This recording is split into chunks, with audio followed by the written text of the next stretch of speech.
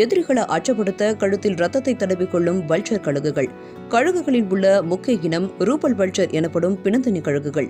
உலகத்தில் உள்ள பறவைகளிலேயே அதிக உயரம் பறக்கக்கூடியவை இந்த ரூபல் வல்ச்சர்ஸ் எனப்படும் கழுகுகள். இவை சுமார் 36,000 அடி உயரம் பறக்கிறது.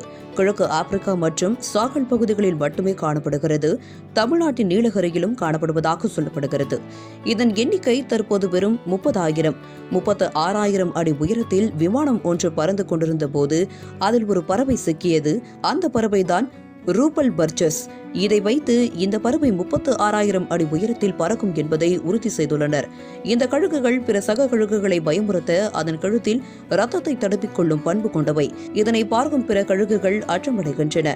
காற்றின் ஓட்டத்தில் அதிகமான சக்தியை செலவிடாமல் பறக்கும் இந்த கழுகு சுமார் 7 மணி நேரம் வரை தொடர்ந்து பறக்கும் பண்பு கொண்டவை. விமானம் இவ்வாறு பறக்க எத்தனை கோடி ரூபாய் செலவாகும்? ஆனால் இந்த கழுகுகளுக்கு இறக்கையே போதுமானது. இந்த வகை கழுகுகளின் முக்கிய உணவு இறந்த விலங்குகள் தான். அந்த விலங்குகளின் உடலுக்குள் தலையை விட்டு உண்ணும் பழக்கம் கொண்டது. இதற்கு ஏற்றாற்போர் கழுத்தில் இறகுகள் இருப்பதில்லை. அழுகிய இறைச்சிகள் மூலமாக பொதுவாக ஆந்த்ராஸ், காலரா, பூட்லிசம் ஆகிய நோய்கள் ஏற்படும். ஆனால் இந்த கழுகுகள் அவற்றை உண்டாக்கக்கூடும் அளவிற்கு எந்த நோய் பாதிப்பும் ஏற்படாது. காரணம், அவற்றின் வயிற்றில் அனைத்து நோய்க்கிருமிகளும் கொல்லப்பட்டு விடுகின்றன.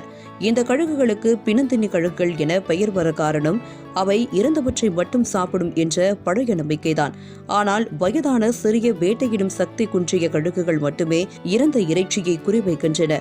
ஆரோக்கியமான நிலையில் உள்ள கழுகுகள் வேட்டையாடி உண்கின்றன.